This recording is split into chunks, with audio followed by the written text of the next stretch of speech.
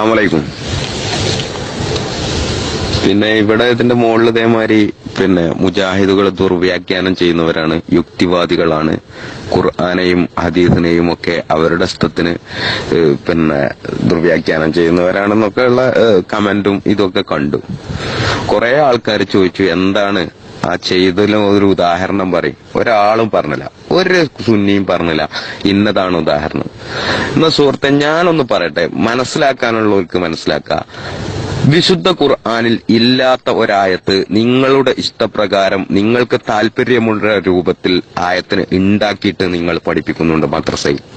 സുന്നികൾ, ഒരു മുസ്ലിമിനെ സംബന്ധിച്ചിടത്തോളം വിശുദ്ധ ഖുർആൻ ദുർവ്യാഖ്യാനം ചെയ്യുക എന്ന് പറഞ്ഞാൽ ദുർവ്യാഖ്യാനവുമല്ല, കൃത്യമായി ആയത്തിനെ കട്ടുമുറിച്ച് മറ്റ് പലയിടത്തുനിന്നും കുറച്ച് ഭാഗമെടുത്ത് ഇപ്പുറത്ത് കൂട്ടിയോജിപ്പിച്ച് തങ്ങൾക്ക് താല്പര്യമുള്ള അർത്ഥമുണ്ടാക്കാൻ വേണ്ടിയിട്ട് വളരെ കൃത്യമായി അള്ളാന്റെ കലാമിൽ കൈകടത്തിയവരാണ് സുന്നികൾ എന്ന് ഞാനിത് വെറുതെ പറയല്ല, ഞാൻ കൃത്യമായ തെളിവിന്റെ അടിസ്ഥാനത്തിൽ തന്നെ പറയുന്നത്. ഒരു മുസ്ലിമിന് ചിന്തിക്കുന്ന ഒരാൾക്ക് അത് പരിശോധിക്കാം. അങ്ങനെ ഉണ്ട് എങ്കിൽ ഖുർആനിൽ ഈ കോലത്തിൽ പച്ചയായി ഇങ്ങനെ ചെയ്ത ആളുകളുടെ വിധി എന്താണ്? അവരെ മുസ്ലിങ്ങളായിട്ട് അംഗീകരിക്കണമോ ഖുർആനിന്റെയും സുന്നത്തിന്റെയും ആളുകളായിട്ട് അംഗീകരിക്കണോ എന്ന് സ്വയം ചിന്തിച്ചാൽ മതി. സംശയമുള്ളവർക്ക് സമസ്ത കേരള ജമിയത്തുൽ ഉലമ യുടെ വിദ്യാഭ്യാസ ബോർഡ് പഠിപ്പിക്കുന്ന 5ാം ക്ലാസ്സിലെ ഹഖീദ എന്ന് പറഞ്ഞ പുസ്തകത്തിൽ 7ാമത്തെ പാഠമുണ്ട്, ആലിമുൽ ഗൈബ് എന്നൊരു പാഠം. ആ പാഠത്തില് സൂറത്തുൽ ജിന്നിലെ 26ാമത്തെ ആയത്ത് എന്ന് പറഞ്ഞുകൊണ്ട് ഒരു ആയത്ത് കൊടുത്തിട്ടുണ്ട്. അങ്ങനെ ഒരു ആയത്തെ സൂറത്തുൽ ജിന്നിൽ പോയിട്ട് ഖുർആനിലെന്നല്ല, അതിൽ കൊടുത്ത രൂപത്തിൽ ഒരായത്ത് ഖുർആനിലില്ലേ ഇല്ല. ആവശ്യക്കാർക്ക് അത് പഠിക്കാം. ആരെങ്കിലും പറയുന്നത് കേട്ട് മുജാഹിദ് ദുർവ്യാഖ്യാനമാണ്, മറ്റൊരു ദുർവ്യാഖ്യാനം നടത്തുന്നു എന്ന് പറയുന്നതിനപ്പുറം കൃത്യമായ തെളിവാണ് പറഞ്ഞു നിൽക്കുന്നത്. വേണം ഉള്ളവർക്ക് പരിശോധിക്കാം, അന്വേഷിക്കാം, കണ്ടെത്താം. ഓക്കെ, അസ്സലാമു അലൈക്കും. ആയത്ത് ഓതുക, അതിന്റെ അർത്ഥം വിവരിക്കുക. ആയത്ത് ഓതുക, അതിന്റെ അർത്ഥം വിവരിക്കുക. എന്താണ് അഖീദയില് ഖുർആനില്ലാത്തത്? എന്താണ് വിവരിച്ചിട്ടുള്ളത്? അഖീദ തന്നെ കൊടുത്താൽ മോശമല്ല, അഖീദ തന്നെ കൊടുക്കുക. ആ പാഠം ഒന്ന് കൊടുക്കുക. അതിലെന്താണുള്ളത്? ആയത്ത് ഓതു, അർത്ഥം വെക്കൂ. വെറുതെ കള പറയണ്ട കേട്ടോ. മുജാഹിദീങ്ങളെ കുറിച്ച് ദജ്ജാലുന ഖസാബൂന എന്നാണ് ലോകർക്ക് ഗുരു മുഹമ്മദ് മുസ്തഫ സല്ലല്ലാഹു അലൈഹി വസല്ലം തങ്ങളെ പ്രവചിച്ചിട്ടുള്ളത്.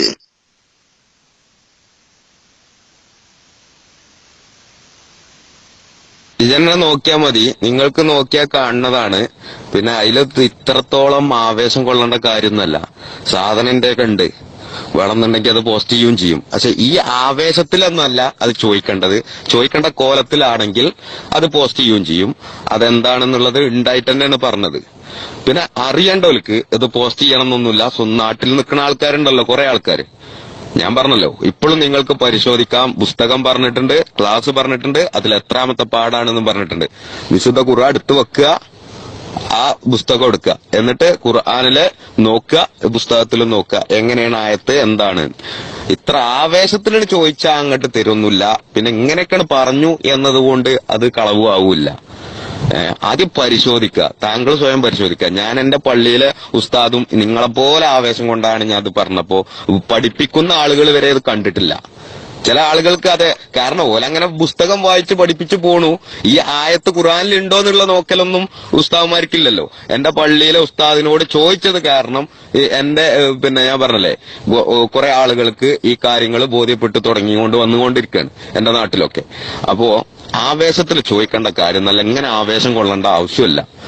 അതൊന്നും ആവേശത്തൊന്നല്ല. നിങ്ങൾ ആദ്യം പരിശോധിക്കുക. എന്റെ കണ്ട് അതെന്തായാലും ഇപ്പൊ നിങ്ങളെ ഈ ആവേശത്തിലുള്ള സംസാരത്തിനൊന്നും ഇപ്പൊ അത് പോസ്റ്റ് ചെയ്യാൻ ഞാൻ ഉദ്ദേശിച്ചിട്ടില്ല. നല്ല നിലയിൽ കാര്യങ്ങൾ അറിയാനാണ്, മനസ്സിലാക്കാനാണ് എന്നുള്ള നിലക്ക് ചോദിച്ചാൽ ഞാനത് പോസ്റ്റ് ചെയ്തു തരും, നിങ്ങൾക്ക് കാണുകയും ചെയ്യാം. ഓക്കെ. ഹലോ. عالم الغيب فلا يظهر على غيبه أحدا إلا من ارتضى من رسول فإنه يسلك من بين يديه ومن خلفه رصدا. വീണ്ടും ആലിമുൽ ഗൈബ് فلا يظهر على غيبه أحدا إلا من ارتضى من رسول فإنه يسلك من بين يديه ومن خلفه رصدا عالم الغيب അല്ലാഹു ആലിമുൽ ഗൈബാൻ, അദൃശ്യജ്ഞാനമുള്ളവനാണ്. ഫലാ യുദ്ഹിറു അലാ ഗൈബിഹി അഹദാ, അവന്റെ അദൃശ്യജ്ഞാനം ആർക്കും വെളിപ്പെടുത്തി കൊടുത്തിട്ടില്ല. ഇല്ലാ മനിർത്തല്ലോ, അവൻ ഇഷ്ടപ്പെട്ടവർ ഒഴികെ. മിർ റസൂലിൻ, അത് റസൂലിനാൽ. ഓമിൻ വലിയിൻ, അത് വലിയിനാൽ. അത് റസൂലിനാൽ, വലിയിനാൽ. അവന് തൃപ്തിപ്പെട്ടവർക്ക് അല്ലാഹു തആല അവൻ ഇഷ്ടപ്പെട്ടവർക്ക് ഗൈബ് അറിയിച്ചു കൊടുത്തിട്ടുണ്ട്. മിർ റസൂലിൻ, അത് റസൂലിനാൽ. ഓ വലിയിൻ, അത് വലിയിനാൽ. റസൂലിനാൽ, വലിയിനാൽ. എവിടെ മുജാഹിദ് കിടക്കുന്ന ഞങ്ങൾക്ക് അറിയില്ലെന്നോ? എന്താ നിങ്ങൾ പറയുന്നത്? ഞങ്ങൾക്കറിയാം.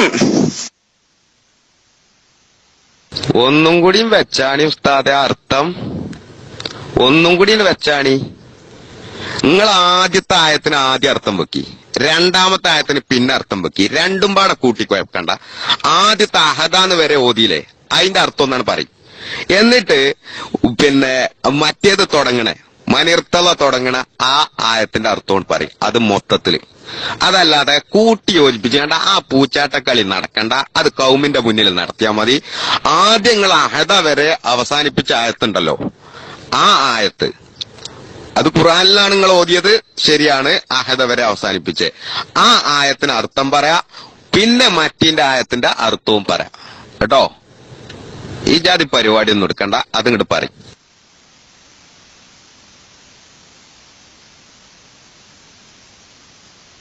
വലൈക്കും. ഇതാണ് മുസ്ലിയാക്കന്മാരുടെ തട്ടിപ്പ്. ഇവിടെ തന്നെ നിങ്ങൾക്ക് കാണാം. സുഹൃത്തുക്കളെ, മനസ്സിലാക്കേണ്ടവന് മനസ്സിലാക്കാം. മിൻ റസൂലി, അത് റസൂലിനാൽ. വമിൻ വലിയ, അത് വലിയിനാൽ. അങ്ങനെ ഒരു വലിയ എന്ന സംഭവം തന്നെ അവിടെ അല്ല. പക്ഷെ ഇവിടെ മുസ്ലിയാർ വളരെ കൃത്യമായി വമിൻ വലിയ എവിടെയാണ് ആയത്തില്? അത് എവിടെയാണ് മുസ്ലിയാരെ ആ ആയത്തിൽ? അത് എന്തിനാണ് ഈ രൂപത്തിലുള്ള തട്ടിപ്പ് നടക്കുന്ന അള്ളാഹുവിന്റെ കലാമിൽ വെച്ചിട്ട്? നിങ്ങൾക്ക് നാളെ നരകമുണ്ട്, സ്വർഗമുണ്ട് എന്നൊരു ചിന്ത പോലുമില്ലാതെ ഈ പാവപ്പെട്ടവരെ വഴികേടിലാക്കുന്നത് എന്തിനാണ്? നിങ്ങൾ എന്താണ് ഇതുകൊണ്ടുള്ള നേട്ടം നിങ്ങൾ കരുതിയിട്ടുള്ളത്? ഇപ്പോ കുറച്ച് നേർത്തങ്ങനെ വലിയ വായല് വെല്ലുവിളിച്ചിരുന്നല്ലോ ആ മുസ്ലിയാരെ. നിങ്ങളോട് ഞാൻ പറയാണ്, നിങ്ങളുടെ വോയിസിൽ 1 മിനിറ്റ് 18 സെക്കൻഡിന് ശേഷം നിങ്ങൾ അതിന് അർത്ഥം പറയുന്നിടത്ത് വമിൻ വലിയനാൽ, വമിൻ വലിയനാൽ എന്ന് പറയുന്നുണ്ട്. അതെവിടെയാണ്? ഈ 2 ആയത്തിൽ എവിടെയെങ്കിലും അത് കാണിച്ചു തരാൻ പറ്റുമോ? നിങ്ങൾ ഈ ആയത്തുകളാണല്ലോ ഓതിയത്. അതന്നെ. അതുകൊണ്ട് മുസ്ലിയാരെ, ഈ പണി നിർത്തിക്കളി. അള്ളാന്റെ ഖുർആനാണ്, വിശുദ്ധ ഖുർആനാണ്. നിങ്ങൾ ചോദിച്ച അതേ വെല്ലുവിളി അത് നിങ്ങൾ സ്വയം എടുത്താൽ മതി. നിങ്ങൾ എന്താ പറഞ്ഞീന്ന് ആ വെല്ലുവിളിയില്? ഞാനത് പറയണില്ല. അപ്പൊ ഞാൻ ചോദിക്കുന്നു, നിങ്ങൾ പറഞ്ഞ ആ വലിയ എന്ന പദം എവിടെയാണ് ആ വലിയ എന്ന പദം?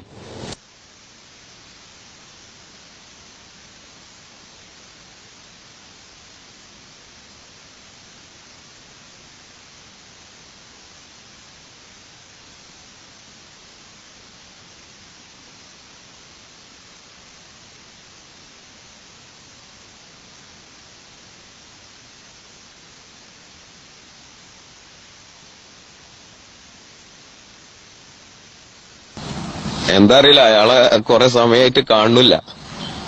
പക്ഷെ അയാള് വരുമായിരിക്കും. അയാളെ എന്തായാലും വന്നിട്ട് ഇതൊന്ന് ക്ലിയർ ആക്കണം. അയാൾ ഓതിയ ആയത്താണല്ലോ. അപ്പൊ ആ ആയത്തിൽ അദ്ദേഹം എന്ത് കണ്ടിട്ടാണ് അങ്ങനെ പറഞ്ഞത് എന്ന് അദ്ദേഹം പറഞ്ഞു തരണം. ഇത് സാധാരണക്കാർക്ക് മനസ്സിലാക്കാതൊക്കെ മതി. ഇതാണ് മുസ്ലിയാക്കന്മാരുടെ അവസ്ഥ എന്ന് സുന്നികളായ ആളുകൾക്ക്, തലച്ചോറ് ആരും മുന്നിൽ പണയപ്പെടുത്താത്തവന് ഈ കാര്യങ്ങളൊക്കെ മനസ്സിലാകും. മറ്റുള്ളവരുടെ പേരിലൊക്കെ ദുർവ്യാഖ്യാനമുണ്ട് എന്ന് പ്രചരിപ്പിക്കലും പറയലും മാത്രമാണ്. സത്യത്തിൽ അങ്ങനെയല്ല. പക്ഷെ ഇവര് സ്വയം ദുർവ്യാഖ്യാനം ചെയ്യുന്നത് നമ്മളെ മുന്നിൽ കാണും. ഞാൻ പറഞ്ഞല്ലേ, മദ്രസാ പുസ്തകത്തില് ഇപ്പൊ ഇവിടെയും മുസ്ലിയാർ ചെയ്തു.